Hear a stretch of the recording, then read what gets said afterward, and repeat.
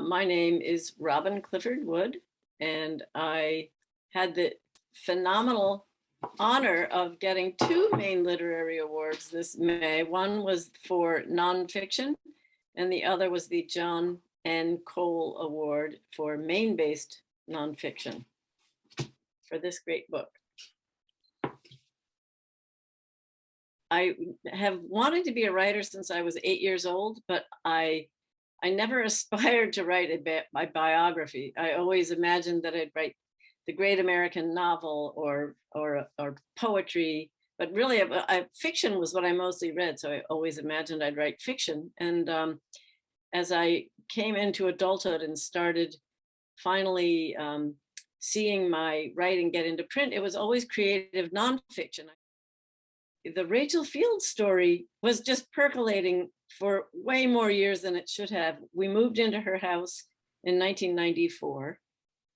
She died in 1942, so she was long gone. We knew she was a famous writer, and that was exciting in and of itself, moving into this home that had belonged to a writer. So I felt there was some kind of a gestalt in the house, some kind of creative vibe bouncing off the walls. And so that was exciting. But then on this island in Maine, it's a mile long and a half-mile wide. There are no roads. So lugging stuff on and off the island means a mile walk pushing a wheelbarrow with your stuff in it or just humping it in your arms. And so houses are sold as is. So the furniture we sit in, much of it is the same furniture Rachel sat in and ate with, the same dining room table where she ate. There are old ceramic bowls in the kitchen that are the ones she used to do her baking. Her books were on the shelves. She had mail in the attic. There was a galley proof of one of her books of poems in a desk drawer. So I just got fascinated by her. I fell in love with her the more of her work that I read. And then I started researching her for an article for Port City Life magazine. And that blossomed into this full bore project to write the biography, which I figured would take me a year, and it took me 9. So sometimes being naive is useful. I like to think I've helped a lot of people discover her work. I've got a friend who was a new mom, and she ordered one of Rachel Field's books of poetry called Taxis and Toadstools. She's been reading these poems. They're rhyming poems, which is also my favorite kind of poetry to write. She's been reading them to her baby since she was born. And she says, little Eleanor loves listening to Rachel Field's poetry. So that's kind of cool. So, like, yeah, and I've had people get in contact with me who like the surgeon who operated on Rachel Field shortly before she died. Someone said he operated on me. Or I have people calling because they lived on Gott's Island and they had a connection to Gott's, which was Rachel Field's favorite place. And I did actually meet 2 people who met Rachel Field in person when they were children. And I hope that I'm rekindling interest like a snowball, and people will start paying more attention to her again. It's really a lot more than a biography, because there are letters in here written from me to Rachel that precede each chapter of the book. I started giving talks about Rachel Field in Florida and Massachusetts and all over Maine.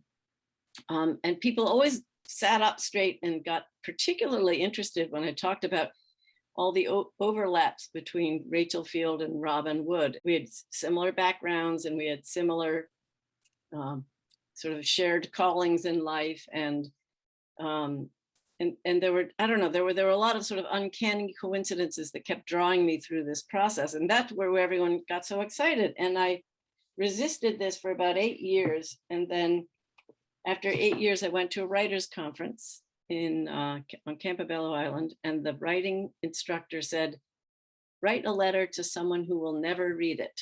10 minutes, go. And I wrote, Dear Rachel. And it was just this floodgates opening up.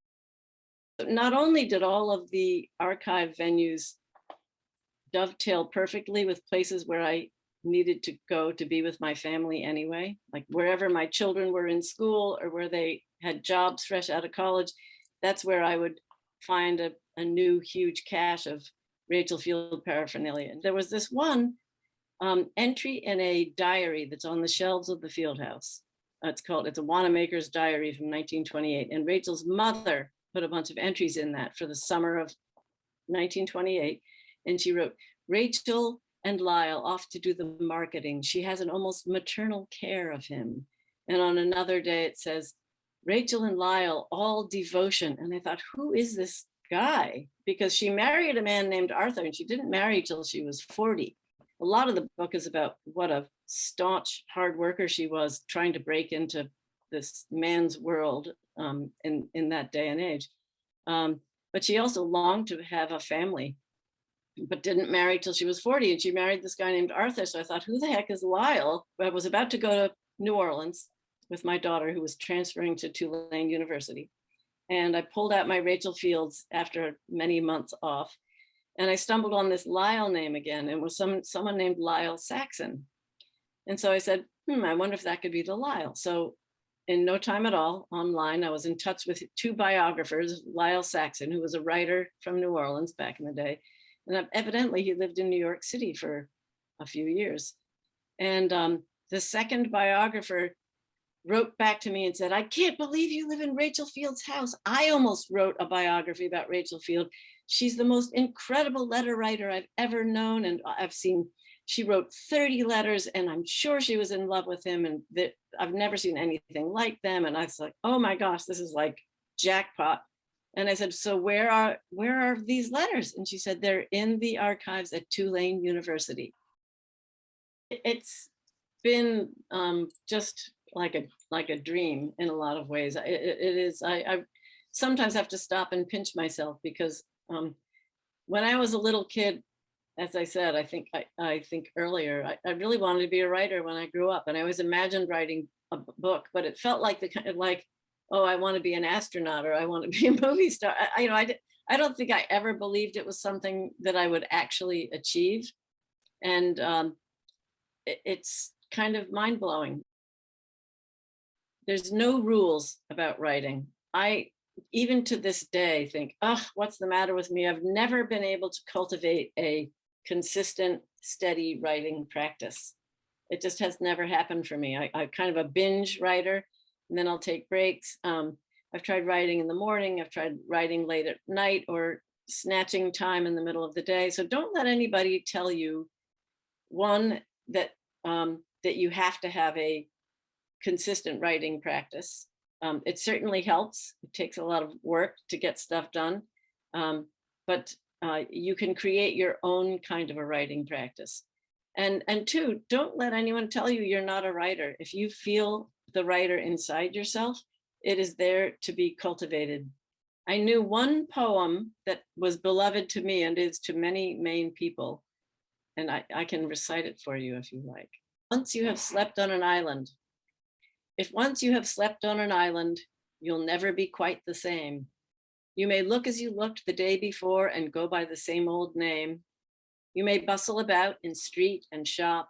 You may sit at home and sew, but you'll see blue water and wheeling gulls wherever your feet may go. You may talk to the neighbors of this and that and close to your fire keep, but you'll hear ship whistle and lighthouse bell and tides beat through your sleep. Oh, you won't know why, and you can't say how such change upon you came. But once you have slept on an island, you'll never be quite the same.